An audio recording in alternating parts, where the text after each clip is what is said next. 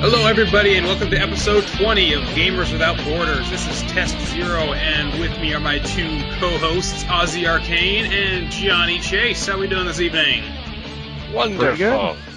That's excellent to hear. Johnny, I bet you're going to be very happy today because, as you can probably tell from the title of this episode, this is all about achievements. I don't know what you're talking about. I do Let's Plays on YouTube. I don't know what an achievement is. No, I'm kidding. Achievements! About time! Let's talk! You almost had me fooled there for a second. I know. I'm such a great actor. I'd like to thank the Academy and God. So, achievements pretty much, as we know them today, they started with the Xbox 360. What was the original release of that? That was like 2004? Oh, 506 around that age.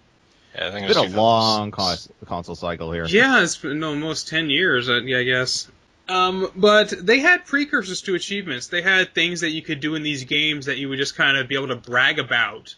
And a lot of times it was nothing that was actually in the game. It was just kind of people saying, can you do this? Can you, get to this boss without getting hit or something? Yeah, people would come up with that was just kind of these challenges that people would say for each other. And a lot of times they would just kind of record themselves doing it or trying it out. Yeah, I think the most insane ones I've ever seen would be RPG ones where people would be like, "Can you beat the entire game with just one party member?" It's like, why the fuck would you want to do that? I've done that in the first Final Fantasy. It's actually not a bad tactic because that one party member gets 4 times as much experience. So you just annihilate anything in your way. The only thing you have to worry about is creatures that can stone you, because you only have that one character, and if he gets stoned, it's game over. I think it really depends on this type of RPG, though, because different games handle leveling differently. Yeah, I know there's a lot of people that they have all kinds of crazy challenges for, Final Fantasy VII. It's low level, initial equipment, no items, no materia. It's what the fuck are you trying to do? I was trying to implement a new type of challenge. I find funny the ones where people are like pacifist run, you're only allowed to kill bosses.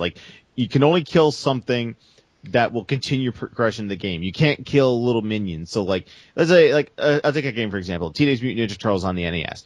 Can't kill any mousers, can't kill any of those little flies, can't kill any foot soldiers unless they're a mini boss. Or if you get to Bebop and Rocksteady, those are the only people you're allowed to kill. I'm like, are you insane? I've actually watched a lot of pacifist speedruns of these games, and a lot of times they have rules if you could manipulate the game so you can avoid killing this guy, you have to do it, even though it's the most roundabout fucking way of doing it, just so you don't have to kill that boss that would ordinarily block your progress. I think I seen someone do a pacifist speed run of Ninja Gaiden on the NES, where he would use the hit back with you get hit by an enemy, you flail back. Damage boost. He would use that. Yeah, he would damage boost to get through it. I was like, this is insane. I would never think to do anything like that. The funny thing is, they basically have an achievement for not killing anyone in Dishonored.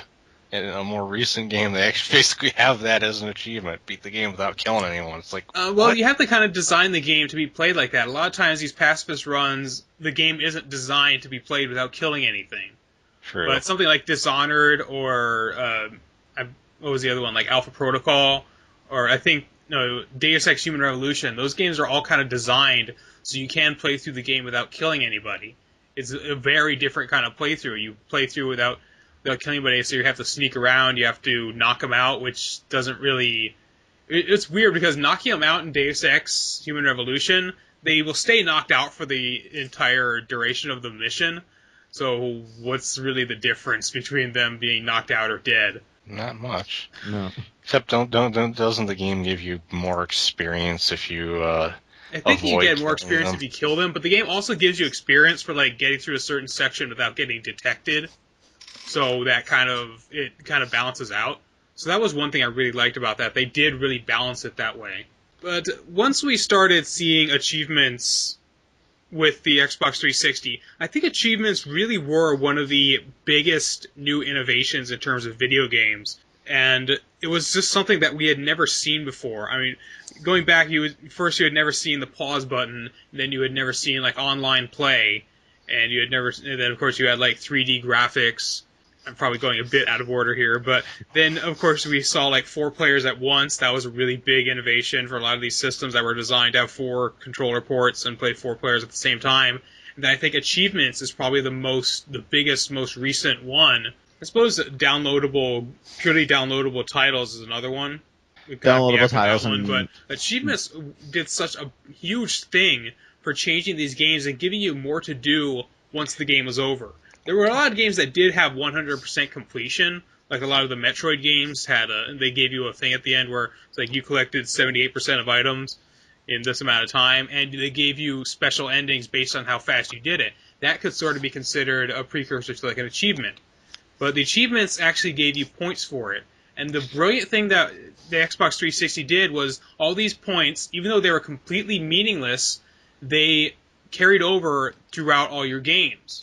So all the games, it kind of solidified everything where this is how big of a gamer you are. You have these many points. So that could be either you play a lot of games and get all the really easy achievements, or you grind your games to death and get all 1,000 points in all of them, plus the 400 for every DLC. Yeah, and the funny thing is a lot of people always want to point out, oh, they're pointless, they're just bragging rights, it's your e-penis.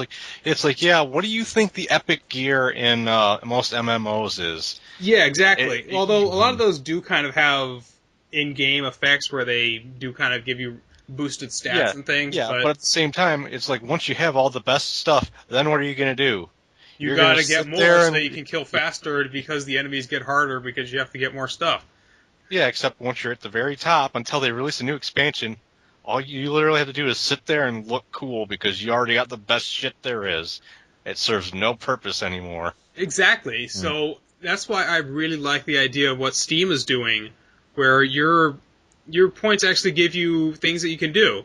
Like as you get levels up in your Steam, you can expand your friends list for one thing, which again is kind of pointless, but you need to make sure you point out that you're talking about the trading cards, since the actual achievements on Steam still don't do anything. Yeah, which I think they want to try to combine those, though. Although, admittedly, I never really got into the achievements on Steam. I guess because they don't have point values, or they're not cohesive across all your games. That is the one thing, as stupid as it sounds, that is the one thing that I really like about the 360, is just you can boost your achievement score, even though it's completely, utterly pointless. You can just keep boosting your achievement score that way. Yeah. Exactly. That's one of the things I latched onto when I first got my 360. I actually remember I was playing Lost Planet, and this random achievement unlock popped up. I had no idea because it was the first time I was playing my 360. I was like, wonder what that is.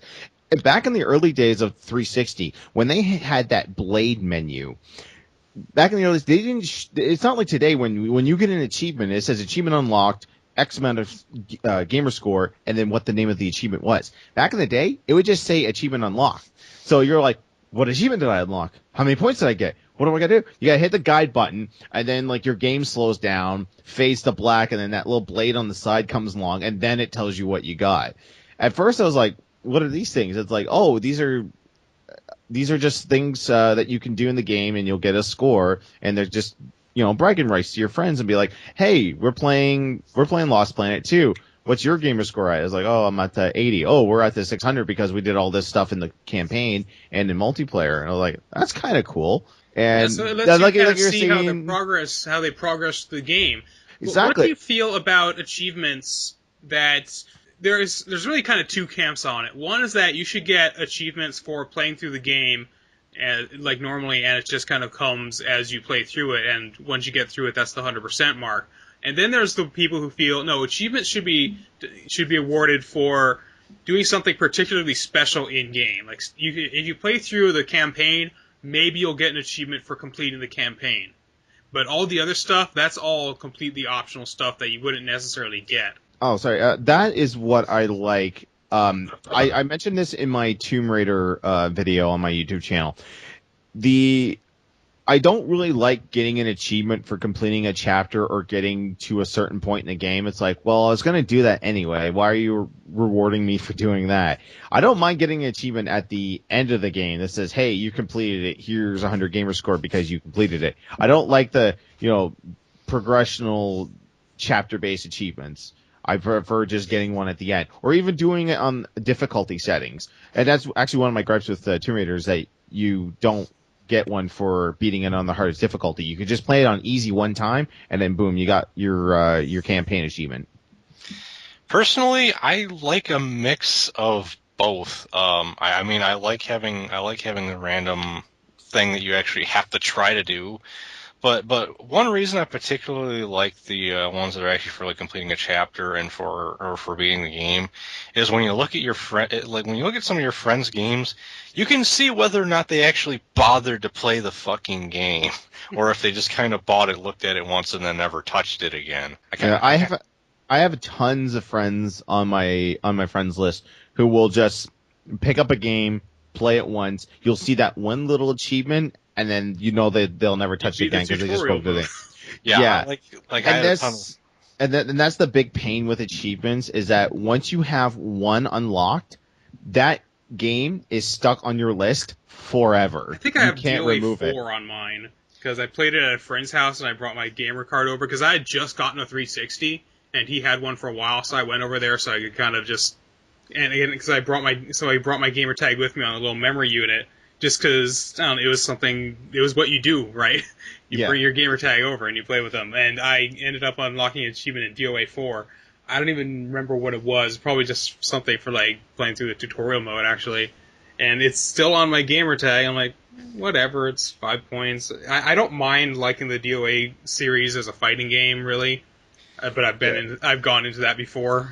I did that once with my gamer tag. I took it over to a friend's house, and he booted up my gamer tag on his system and played Gun, the Western game from Activision, and unlocked an achievement. I have never played Gun in my life, have no intention to play it, but that one achievement is now forever stuck on my gamer tag. It's probably at the bottom of my list. Gun is actually pretty good, though. I played through it on the PS2. It's actually not bad. Well, the thing is, I've never been able to track down a copy of it, even if I wanted to play it. Oh, there you go. It was a launch title, so I'm like, okay, I can't find it. But one of the things I wanted to bring up too is that when achievements started, developers didn't really know what to do with them. Exactly. So, like, a lot of the early launch titles have very few achievements, especially sports titles. Like if you pick up a copy of the 2K sports games, like NHL or NBA 2K6, there's maybe 5 or 6 achievements with like ridiculous scores, and like they're pretty easy to get. Yeah, and they're pretty easy to get if you have 2 players, except for the one. There's one that I'm missing on NHL 2K6, and that's score a penalty shot, which is like, a 1 in 100 shot that you'll ever get a penalty shot because you got to get on a breakaway and you got to have someone else trip you as you're headed towards the net. And that barely ever happens because the computer's always like, we're just going to keep these 2 guys right here at the blue line so that you can't ever get a breakaway. Can't you do that in like 2-player mode? Yeah, you can do it in 2-player mode, but the computer AI will still keep those 2 defensemen there and prevent you from getting it. It's really hard, and I've had so many friends come over like, aren't there some like really early Xbox 360 games where you just get 1,000 points for beating the game? Yeah, quite a few. One of them is probably the one that you can get 1,000 the quickest, and that's Avatar: The Last Airbender. I thought there was like one. It was just like one achievement, and it's just like you end the game and boom, 1,000 points. It's not coming to mind right now. I'll have to take a look into that. I think it might be King Kong, the official movie of the Peter Jackson game. Something like that. It had a long, ridiculous title, but yeah, you just got 1,000 for playing the game. Another funny thing is some of the earlier games, they had even though they could have up to 1,000 points, Microsoft hadn't quite ironed it out that you had to give a game 1,000 points. So there's actually games out there that don't have 1,000 gamer score in them. In fact, Lord of the Rings Battle for Middle-earth 2 has something really stupid like 790. Yeah, 790 or 755. I can't remember the exact amount. I think it was because the rest of the achievements were tied to either multiplayer or non-existing DLC that they couldn't get out. So they figured, okay, we can't get this out in time, and we're known for cutting our servers off in 6 months, so let's just not even bother putting them in.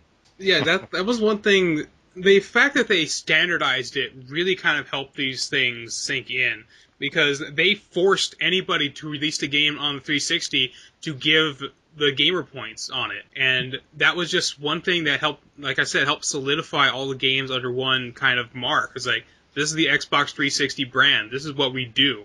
If you get a game, you can get up to 1,000 gamer points in it. So you can kind of look at your games, and it's like what your potential gamer score is all your games times 1,000. And I'm nowhere near that. I think I have like 6,700 right now. Well, that's not entirely. Well, it depends on if you're including your Xbox Live titles, because those only are 200 points, although now they are allowed to go up to 400. They originally were limited to only 200 points, and then once they expanded that, they also expand the amount of size that a downloadable title could be? Yeah, I think back in the early days with the Xbox Live Arcade, like your Xbox Live title could only be like 64 megabytes, I want to say, and you can only have 12 achievements and 200 gamer score. You could have more, but it would only with paid DLC, and you can only expand it by 3 achievements and maybe 50 to 100 points. I'm pretty sure it was only 50, but it's since changed. Like, I think the first game to break the mold of the 64 megabyte limit was Castlevania Symphony of the Night, because that was a PlayStation 1 title, and you had to fit all that. There was way more space on it than 64 megs. But then they started, I think, a couple of years ago with Minecraft and a few other titles.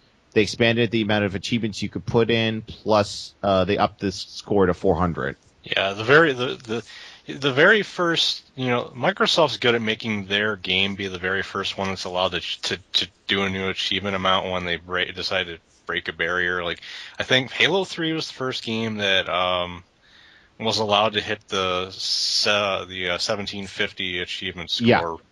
And the first Xbox Live Arcade title that was allowed to be 400 points was Bloodforge, which was published by them. Well, if anybody's going to break the rules, I guess they're going to do it themselves. It's like, fuck you, we're Microsoft. We can do what we want.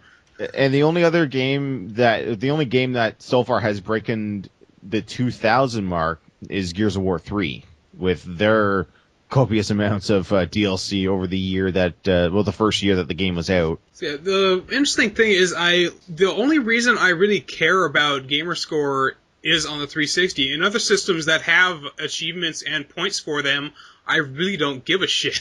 It's funny.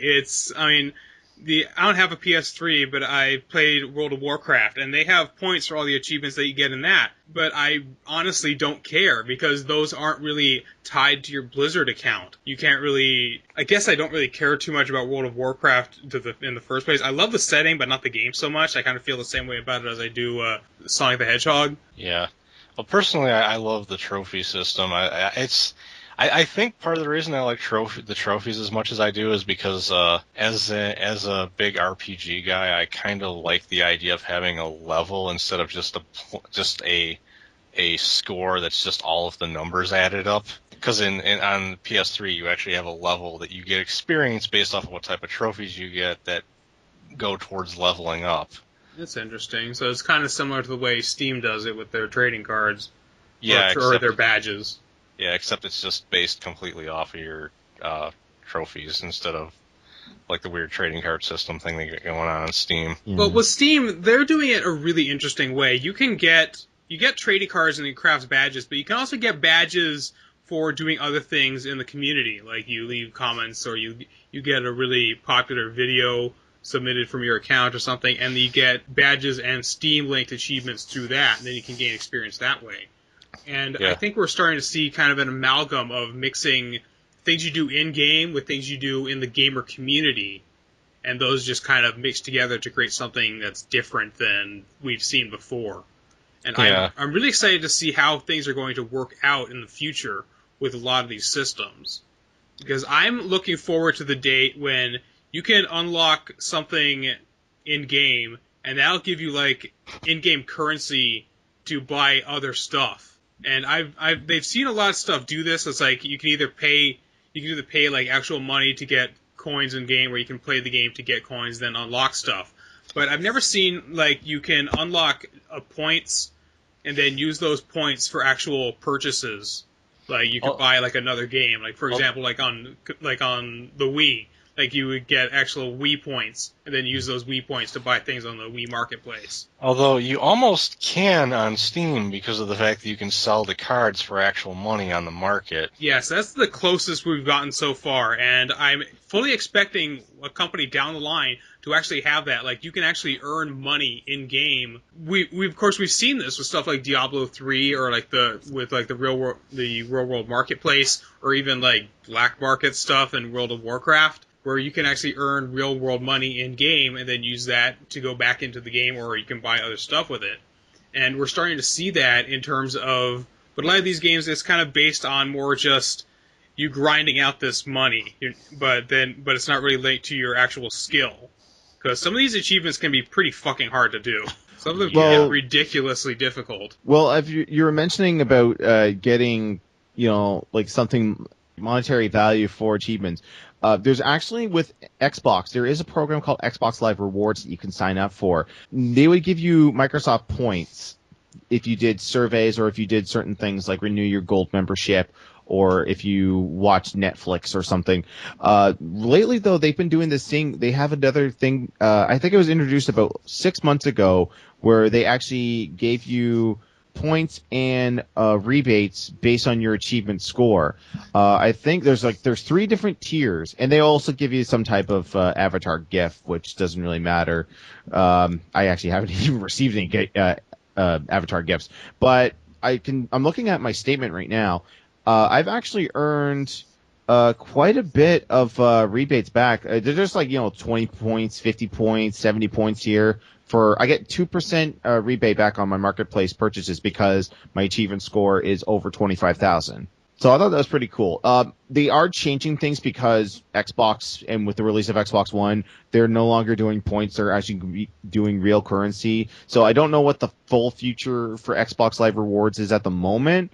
But I thought that was pretty cool that achievements are tied into a little bit with, getting rewards.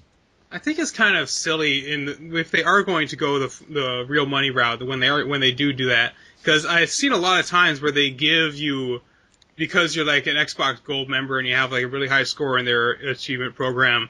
I've seen like pictures of these people put up online and say, "Happy birthday from Microsoft! Here's 25 cents."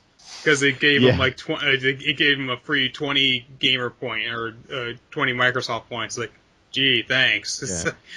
They also give you this doesn't have anything to do with achievements, part of the reward program. They give you like these VIP badges too that I see people posting up. I haven't posted up any. I do have a couple, but I don't post them up anywhere. The 10-year celebration VIP I haven't been Xbox Live Gold for 10 years. Close to like 8 maybe, but they still gave it to me for some reason. And then for some reason I have a Kinect Star Wars one, and I've never played the game. Go figure. Johnny, you probably know the more about this. What is the hardest achievement you've ever actually unlocked? The hardest one, I think, probably as far as time-wise goes, the hardest one I ever did was Seriously 2.0 in Gears of War 2, which in that you have to kill 100,000 enemies. And the way I did that is I had probably maybe 5,000 killed over the course of a couple of years playing on and off. And this accumulates to campaign kills and as well as multiplayer kills, which I'm not good at multiplayer because everyone's a fucking shotgun whore and I hate the shotgun. But you play the last level, the first bit of the last level when you're riding a Brumac. And you can get maybe 500 kills in that run because there's like a bunch of locusts that are running up with their arms going, no, we got humans controlling a Brumac. So playing that, getting the kills, and then reloading that checkpoint. I did that for maybe 2 days straight for 8 hours a night, and I finally got it. That's probably the hardest. Oh, the ultimate hardest one. Yeah, because that one doesn't really sound hard. It just sounds really time consuming. Yeah. Well, most of the hard ones are time consuming. It's just the fact that, like, do I really want to spend all this time getting this one? And Ozzie probably knows my number one, the Trophy Hunter what was it? No, Treasure Hunter. Sorry, Treasure Hunter. Oh. Final Fantasy 13. You have to collect every single item, and you have to level them up to their maximum. You basically have to have every version of every sword for lightning, every stupid stick for Vanille, every stupid boomerang for Hope. You have to have everything. If you miss one thing, like if you throw out something or sell it, good luck getting it back, because in this game, enemies don't drop gil or money, because you gotta be lucky that someone drops a Moogle doll or a gold ingot and go sell that at a shop or something. Yeah, or credit chips. And good luck trying to go back to a previous chapter and get that item again. Oh, wait. Yeah. Well, it's a long corridor, and there's maybe just like this one little spike that you go off and find a treasure sphere, so it's not that bad, but those are probably the hardest achievements I've ever gotten, just because they were time-consuming. I think the hardest one I ever got, I'm not nearly as big of a achievement hunter as you are, but the hardest one that I ever managed to do that I'm actually pretty damn proud of is I managed to 100% Hexic. And that, even though it's given away free if you buy a hard drive and it's like a puzzle game, it is not easy to 100% that game. The last two achievements will drive you nuts trying to complete. You have to plan so far ahead in this game. You have to pretty much play it nothing like you've played before. You have to completely change how you play this game if you want to get those last two achievements. I tried for maybe 2 weeks straight to get those last two achievements. I'll tell you what they are here in a second once I pull them up. It's the program. I don't know the name of them. It's you have to get like a flower of black pearls or a flower of stars. I was like 2 weeks straight trying to get that, and I was just like, nope. Just dropped the controller, walked off. I'm like, I'm not doing it. I'm an achievement whore, but I ain't that much of a whore. Oh man, it's the worst ones I ever had to deal with. Actually, I'm gonna name two things that particularly pissed me off that I didn't actually try to get that were bad. I'm sure Johnny will agree with one of them. SmackDown vs. Raw 2007, win 50 ranked matches in a row. In a row? Fuck. Yeah, what in a What row. are they thinking? Against people that are completely random. You have no control over who the fuck you're fighting. So you can get put against people that suck for like 10 matches in a row, and then all of a sudden you face the best guy in the world. Oh, let's not forget the fact that the net code for any WWE wrestling game sucks balls. So it's just like you move. There's like a 2-second delay from when you push your analog stick or push a button to what actually happens on screen. On a good day, on a bad day, you'll move a little bit, and then the whole thing will just freeze, and it'll be like, loading, loading, loading. You disconnected, so you lost. Another really terrible one was in Mortal Kombat 2011.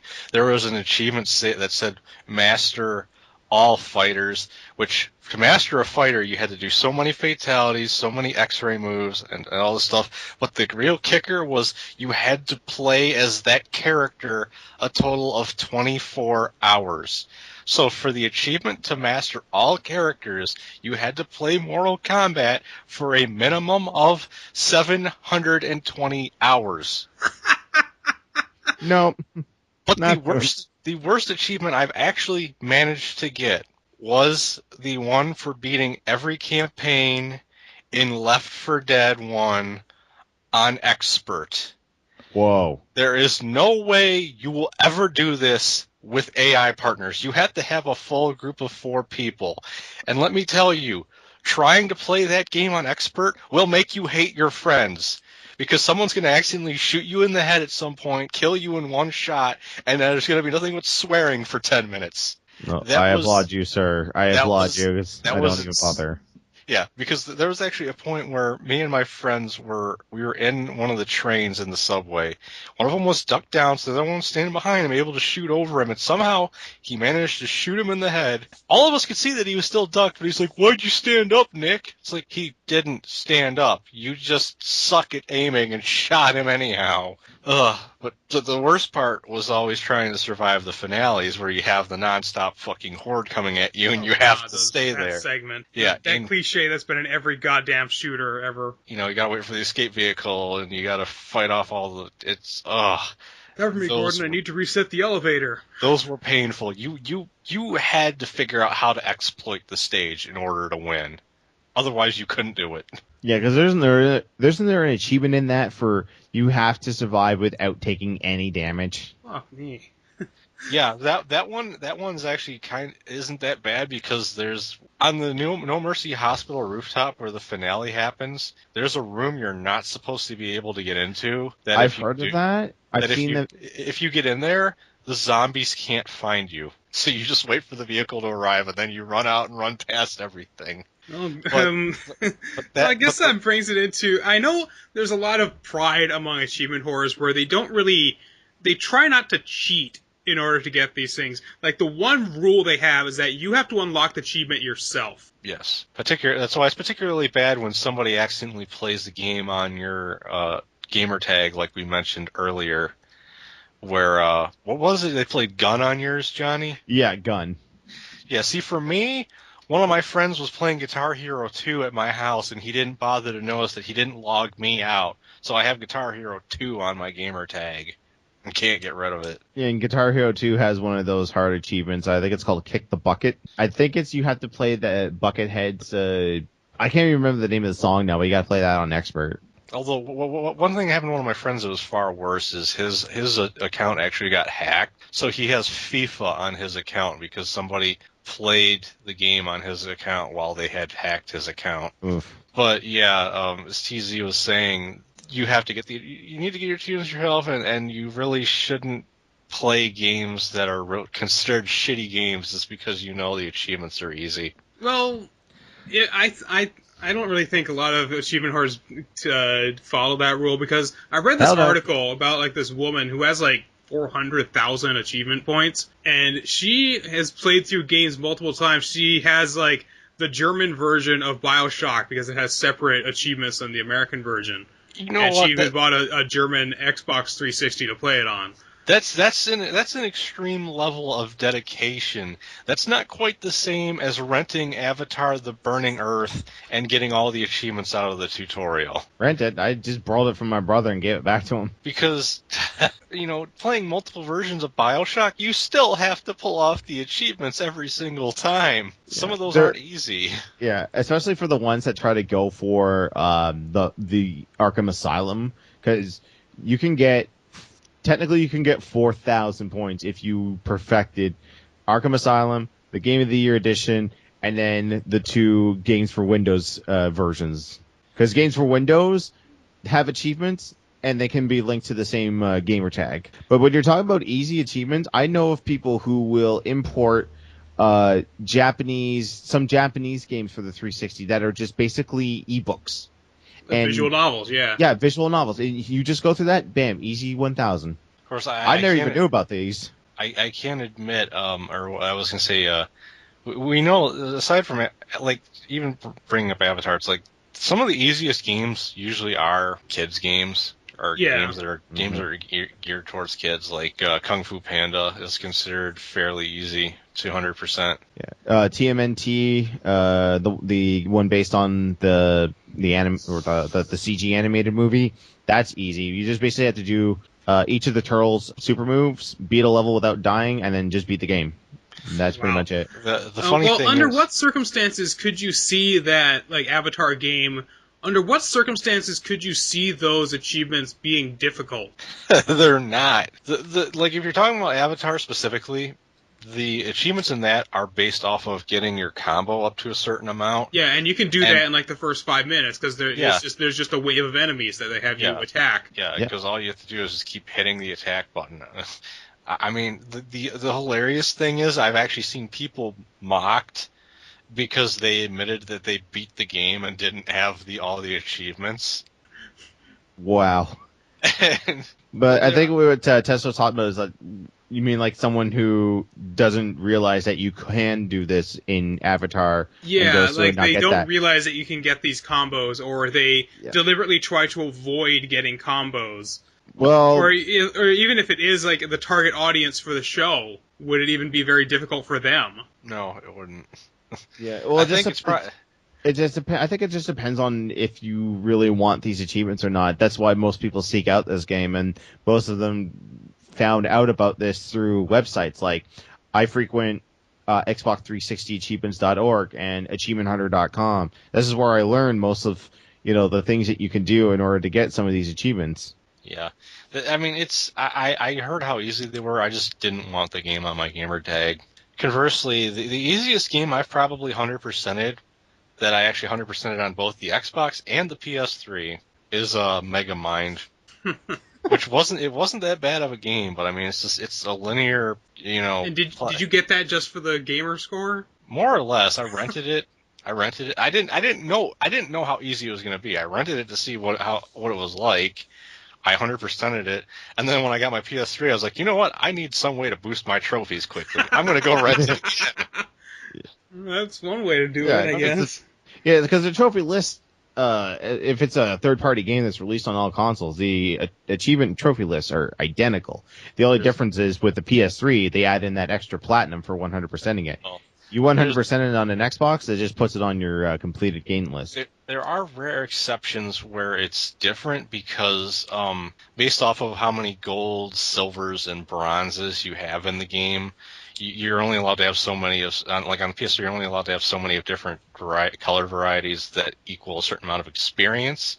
So in actuality, like a game we mentioned on a previous podcast, Wet, has less trophies than it has achievements. There's like 6 more achievements on the Xbox version than there are trophies on PS3. I can't remember what ones were missing from the PS3 version, but they're not always the same, but they usually are. Well, have you ever continued playing a game that you're not having fun with this game anymore, but you just keep playing it because you want to 100% it for all the achievements? Yep. That's called Final Fantasy 13.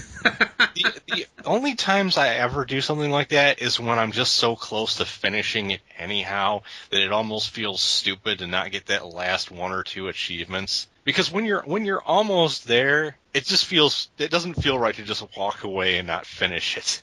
Yeah. I had that when I was playing Ultimate Mortal Kombat 3 when it was still available before Midway went bankrupt and they took it off the marketplace. While the servers were still up, I was just grinding wins. I think the achievement because you knew that they were going to be shutting down. No, actually, I was just in a Mortal Kombat zone, and I just wanted to beat it. Yeah, it was called Century. You had to win a total of 100 Xbox Live ranked versus matches, and in a row or just in general? No, just total, just completely cumulative. No, not in a row. Actually, that's weird. It's not the last achievement I got in that game. That was Beat the Noob, where you have to beat Noob Saibot. I will say that as much as I like the Dynasty Warriors games, those tend to have the most grind-tastic achievements in the world. Mm-hmm. Because they always have achievements in it that there is no way that you will get all of them by the time you've completed everything in the game. Like in Dynasty Warriors 7, you beat the story, you beat every stage on conquest mode. You're not done because there's like achievements for maxing each character's friendship out with each other and all this other crap that you just have to keep switching characters constantly, and it's like, I've already done everything there is to do in the game. This is fucking bullshit. Well, on the topic of having done everything there is to do in the game, have you ever run into a case where there's achievements for a game and you've gotten all of them, but there's still more to do in the game? There's that actually happens very frequently with downloadable titles, at least back when they were only allowed to have 200 points. There's quite a few where there'd be unlockables that you still don't have when you've 100%ed the achievement list. I can't think of most of them off. Well, the game that I ran into that did that was Braid, where all the stars that you have to collect in Braid, none of them are linked to any achievements. So you can 100% Braid, which I still haven't done because you have to speed run the game in less than 45 minutes, which is insane. Yeah, even the world record speed run is like 30 minutes. But the stars you have to get in Braid, one of them you have to wait for like an hour and a half for a cloud to move across the screen. Those have nothing to do with any of the achievements, and that might be why I haven't bothered trying to get any of them, because I know it's not linked to anything. I mean, I could brag about having gotten all the stars, but again, who the hell cares about Braid anymore? And the funny thing is I think there's actually been a couple RPGs I've played where there is no achievement for actually beating the game, so I'd actually have basically gotten all the achievements before I finished the game. No, off the top of my head, I really can't think of anything that I would after I finish the achievement list, I have to I have to go back and get that. The only one I can really think of as I'm looking at my completed list, maybe Yu-Gi-Oh! 5Ds, just because they just bumped it up to the plus mode and they added more cards. So maybe go back and get some cards that I don't have that I would like to have and build a different deck. That's the only thing I can think of at the moment, because everything I look at my completed list, I'm like, no, I've pretty much done everything in the game. That's kind of why the achievements are tied to that and to 1,000 points. You get 1,000 points, you've pretty much done everything in the game. Yeah. Well, it's like I said, it was more likely with an arcade title where you'd still have stuff left to do that you didn't finish when you 100% it. Because like a good example of that is actually Torchlight on the Xbox, because there's actually not an achievement for beating the last boss. He's like the only boss there isn't an achievement associated with. Actually, I have one on my list here that I haven't done everything in it. Banjo-Kazooie. I've 100%ed all the achievements, but I'm missing maybe 4 notes. I don't know where they are, but in order for me to do the shop and swap correctly, like to find those hidden items in Banjo-Kazooie for Banjo-Tooie, I would need to go back and find those notes. I think they're in the seasonal level where you change the seasons and the leaves and all that fall off the big tree. I think that's it. I remember when I was having to track down all the tokens in the first Fur Fighters. Well, there was only one Fur Fighters game. Well, there was 2 actually. One was a re-release, but I had to track down all of the tokens because there's like 100 in every level, and it's weird because they make a different sound if you've collected it before than if you haven't. So I had to find the ones that I hadn't collected before, and I searched every goddamn one, and I knew that it was in this one level because it shows like 98 out of 100 collected, and I searched the whole goddamn thing, and I finally found them, and it's like hidden inside of a barrel you actually have to jump into. And once I did that, I unlocked God mode. I find that with collectible achievements, I will do that on my second playthrough. Like if I know there's like a ton of collectibles, like maybe let's say Assassin's Creed 1, where you have to find like a million goddamn flags around every one of those maps, which I've done. The thing about the maps and the flags in Assassin's Creed is there's like no fucking way to know where you found them. It's just like the agility spheres in Crackdown. I actually downloaded a map, but unfortunately I downloaded the map after I'd already played through the game, so I don't know what areas I've already checked for agility spheres. Yeah, you just have to go back and check them again. Assassin's Creed, and the map is fucking huge. Yeah, in Assassin's Creed, though, there was a company or there was a site that actually made a really cool JavaScript map where you could, when you start off, you could check off every flag that you get, and like say like maybe if your PC powers down, like if your cookies are enabled, it will save every flag that you've collected. So I use that to get all the flags in Assassin's Creed 1. What somebody should do, because you could save your saved games like a USB stick. Somebody should do it where you could get your save file, and they could scan it, and it'll tell you where all the items you still need to pick up are. Well, as games like I think though, as games have progressed and as achievements have become more and more popular, a lot of companies now are putting in progression tracking. Progression trackers. I like those in games. I really like those. The first one I ever saw it in was Gears of War 2, where it would show you how many times you've done a correct active reload, because there was an achievement tied to that. Or like for Seriously 2.0, it would pop up every time you got maybe 500 kills. It's like, okay, you've gotten 1,500 kills out of 100,000. Keep going. That is one thing I do really like about achievements on Steam. Almost every game that has Steam achievements, if there's any sort of achievement for getting like so many kills or whatever, it will tell you in your achievement list how many you've gotten. It's just nice to have that reassurance. It's like, hey, you're this far away from completing it. Keep it up. It almost gives you the same feeling you get from unlocking an achievement, because you get that little pop-up, and you just get that wonderful feeling. It's like, hey, I accomplished something. But it's almost that's great to say, just push in the right direction.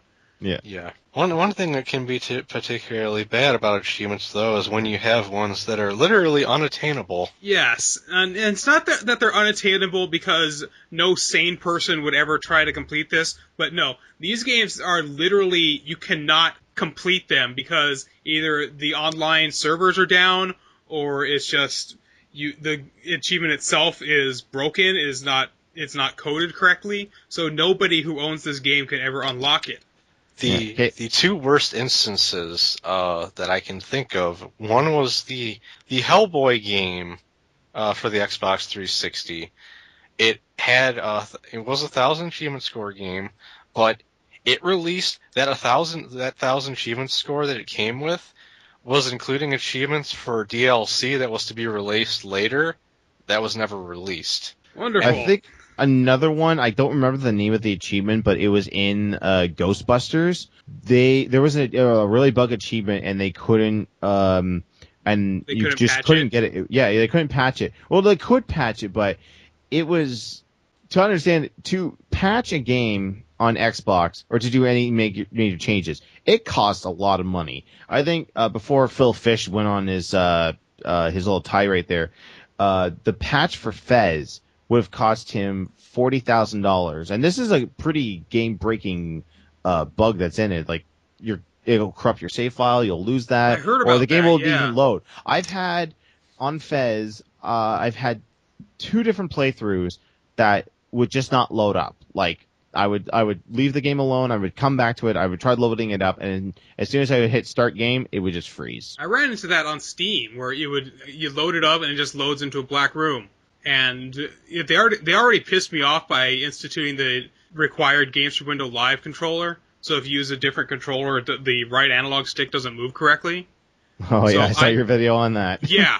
And people are asking, do you have the right drivers? I have the right fucking drivers on my PS2 controller plugged into the USB drive. I know what my drivers look like. When I look at the menu, I press up, it moves up. But when I'm playing in Fez, if I press up, it goes left. What the fuck? So I'm kind of I'm ready to just kind of say screw you to Phil Fish, because I have Fez. I'm probably never going to beat it. I'm glad Fez 2 isn't coming out. That's one more game for me to not beat. Another particularly bad game that had unattainable achievements was Naruto Rise of the Ninja. But notice these are all licensed games that seem to have the glitched fucking I was going to achievements. say. Naruto Rise of the Ninja, they added DLC characters to it. They added achievements for the DLC characters, but the achievements didn't work, and they never patched it to fix them to make them work. The only people that actually have those achievements are people that hacked their Xbox. Wonderful. I will go on record as saying that the licensed game I worked on does have all 1,000 points that work. What game was it again? The Spiderwick Chronicles. There's a movie you never fucking thought you'd remember. Yeah. Yeah, just looking through a list here of achievements that are unattainable. Most of them, like you said, they're due to servers being shut down. Case in point, EA is notorious for this. Like, once a game's released, it's given maybe 10 to 12 months.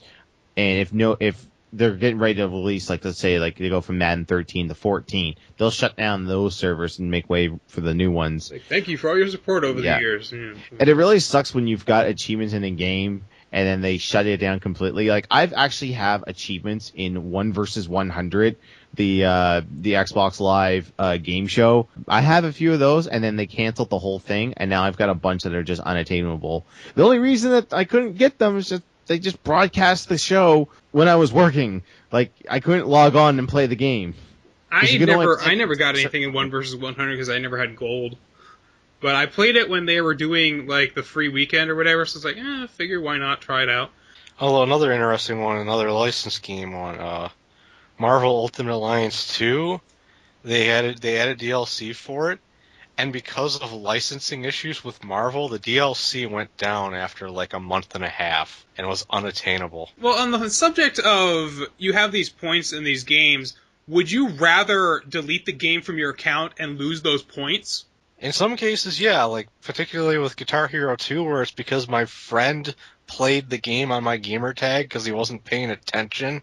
Yeah, for stuff like if I have maybe one achievement, like I said, in gun or something I know I'm not going to play and I just have like 1 or 2 achievements, I don't mind losing that score. If it's something that I have like a few achievements in, I'll just keep it there. It may stay uncompleted because I may never go back to it or the servers are down, but I'll keep it there. Although one interesting thing to point out is on Xbox 360, if you have 0 score in a game, you can delete it off your list. On the PS3, if you have 0 trophies in a game, you're stuck with it because you played it. The same thing is true on the Wii. If you play a game on your system, it stays on your dashboard in your play usage thing. So I have stuff. I have stuff from Mario Party 8, which was from the previous owner of my Wii. Have you ever run into a situation where the achievement was actually a spoiler? Where the fact that the achievement was there kind of spoiled parts of the game for you? Usually those type of achievements, they make secret achievements so you can't see them. Yeah, most secret achievements are ones based either on chapter progression. They keep those hidden, and I kind of make it a point for a game that's story based and I don't want ruined. Like let's say like BioShock Infinite, I didn't read the achievement list for that because I didn't want it spoiled. But then again, they didn't really put in any achievement spoilers, so that they were all hidden anyway. They were all chapter progression. The one that I always remember was I was playing Dead Space, and I was fighting the final boss, and I knew I had dealt the killing blow to it because the achievement for Beat the Game popped up. And this is a boss that had multiple phases, so you don't know if he's going to come back. But I knew I had killed him because the achievement for completing the game popped up. So that really kind of took me out of the game in that sense. I was like, okay, I must have won. I don't have to worry about him coming back to me. That wasn't a tense moment when I finally killed him. I wasn't worrying if he was going to come back to life because I knew I had just beaten the game. That's why I like when a lot of companies won't do that. They'll make the game wait till the credits start rolling to give you the achievement for beating the game, which makes a lot more sense. Yeah, that was a misstep on the part of EA, I will say. That's actually one thing really clever they did in Double Dragon Neon is while the credits are rolling, the villain's singing a song during the credits as he's falling to his doom. And there's actually a point in the song where he goes, "Here's a medal for your victory," and then the achievement pops. Nice. Yeah, they got to be careful though about how they time those because I think it's in Halo 3 ODST. You don't get the achievement for beating the game on a particular difficulty until you're at least 5 minutes into the menu, like back in the menu, like after the credits roll and after spoiler if you saw Sergeant Johnson and all that good stuff. When you get back to the menu, then you gotta sit there and wait to like, oh, did I get the achievement? I did beat the game. Did I get the achievement? What happens if you turn it off before then? Do you just not? I don't know. I don't risk. Does it add it to your account silently? I don't risk it. I'm scared to do that. Another game that really does that really bugs me was Marvel vs. Capcom 3, the original one. There was achievements for winning a match with a certain team. So like if you had Iron Man, Captain America, and Thor, you had the Avengers. Yeah. If you won, then you should have got an achievement called Avengers Assemble. But you never got that until like maybe a minute into your second match. So like you're playing your second match as the Avengers, and you're just like, hey, I wonder if I got that achievement. And then I'm like, oh, there it is. Capcom seem to have issues with some of those achievements on their fighting games on the Xbox. I do remember something similar like that happening in Street Fighter 4 as well. Although, what's really even weirder than that is I remember there were actually a couple games I played on the Xbox where the achievement notification never came up, but I had the achievements. I was just like, the fuck happened? Why didn't it tell me? Well, you can turn those off. They weren't turned off. Like, I just didn't get the notifications, so I thought the game fucked me. Then I looked at my achievement list and, oh, there it is. Well, why the fuck didn't it tell me? Yeah, that happens in Steam sometimes. It's like, I don't know if I'm not paying attention or if it's just popping up behind the game, but yeah, I'm getting the achievement. Although, Binding of Isaac, I was running into a lot of problems where it wouldn't unlock the achievements for me. And I finally read that it was actually a bug with the game, where you would complete the stuff in-game, but it couldn't communicate with Steam to actually unlock it. So they actually had a special exe that you would run, and it would like read your game file and your save file, and it would unlock those things for you. Binding of Isaac, isn't that one of the ones where like the the Steam user interface doesn't actually come in on it. It is, but also you don't want to use it because if you hit Shift-Tab, you end up dropping a bomb right where you're standing, because Shift is the same button for bombs. Yeah. Well, we're still talking about achievements here. I actually want to throw this out to you guys. What is the well-known hardest achievement that you don't have and you probably will never get because it's that difficult? I have no idea because I really don't. I don't play these games for achievements. I like getting higher scores in my achievement. It gives me something to work toward. Like if I don't know what to do, I'll kind of look at my achievement list. It's like, I'll try to get that today. Like, right now, I'm trying to get the City of Gold in Spelunky. I'm also trying to beat the game the hard way. So it just gives me a goal to work toward. But I don't really ever think about playing through the game just specifically to get this achievement. And I don't look to games that are particularly hard. Usually once I stop having fun with the game, I'll stop playing it. Well, as I mentioned earlier, certain things with some of the Dynasty Warriors games, Warriors Orochi 3, the second and third one, I wanted to 100% those, but it's like, I played so far, and it's just like, I'm done. Fuck it, I'm done. I'm not doing it anymore. No. Yeah. I actually have 4, and I'm going to run through them real quick.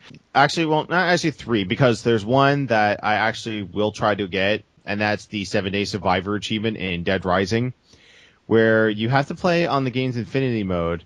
You have to survive in the mall for 7 in-game days, which translates to 14 to 16 hours real time. You're not allowed to save, and your health drops considerably quickly. So you have to strategize, find food and stuff. Yeah, find food, find magazines to boost up like how much food you can intake, and just hope to God that the game doesn't freeze on you, because even if you install the whole game onto your hard drive, it will freeze depending on what part of the mall you go into and at what time. So if you do that, you might as well just start over again. I read this guy's story about how he managed to do that and he still fucked it up, because he would play the game and he managed to find a safe spot. And he loaded himself up with food that he would automatically eat it, and he just set his controller down and he let it kind of go like that until the game would idle and the controller would disconnect, and that would pause the game. So then he would go in there, check to make sure that he's still alive, and then let it happen again. And then as he noticed that the batteries are getting low, he plugged in the play and charge kit and forgot that if the play and charge kit is in there, the controller doesn't shut off on its own. And he ended up dying. Yeah, that's the thing too, and a lot of people. That's kind of what they did with one of the Rock Band achievements, where you have to do the whole set list in one setting, and you're not allowed to pause or hit the guide button. If you do, it negates it. Yeah. The other ones that there's the 3 that I will probably never ever go for: Mile High Club in Modern Warfare, where you have to beat the epilogue, the Mile High Club, the plane, in under a minute, I think. I'm trying to read this here.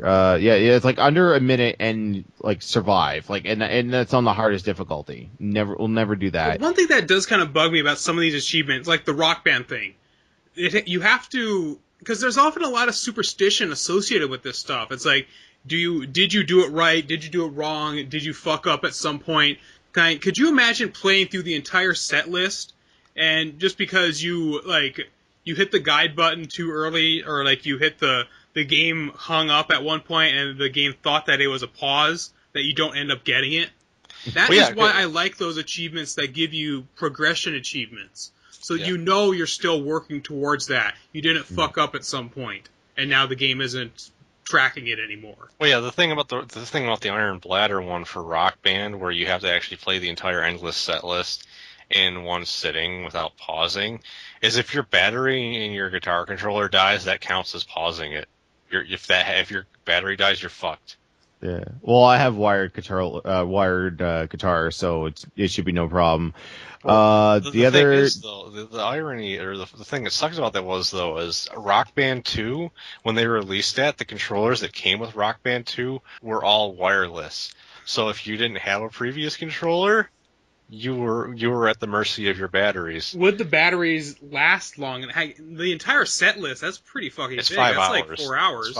It's 5 hours. It's bad. I got it because I had one of my friends play whenever I had to go to the bathroom. And you only have to do it on medium, so that's a little bit attainable. At least you have to 100% it. Yeah. All the other ones look like it's another guitar one. It's Guitar Hero 3, the Inhuman Achievement, which you have to play through the Fire and the Flames on Expert and activate Star Power at least 3 times. That won't happen. The last one is I Am Arthur from War of the Worlds. An Xbox Live Arcade title, not a whole lot of people had picked up and played because I'd never even heard of it. Yeah. Here's the requirements for this achievement. You have to play you have to beat the game in one sitting with no deaths. Here's the problem with this achievement. This game is super hard when you get to the last couple of levels. And to prove how hard this achievement is, to this day, nobody has it. Nobody has that achievement? Nobody has this achievement. It is that difficult. Wow. Yeah. Well, if any of our listeners think that they can do it, that challenge is out there for you. Ozzie, where can everybody find you? Find me at planetarcane.blogspot.com. And Johnny, where can they find you achievement whoring? Well, they can find me at my YouTube channel, youtube.com/achievementwhorejohn. And you can find me at TestZero.net. You can see all of us at reviewersunknown.com. We will see you folks later.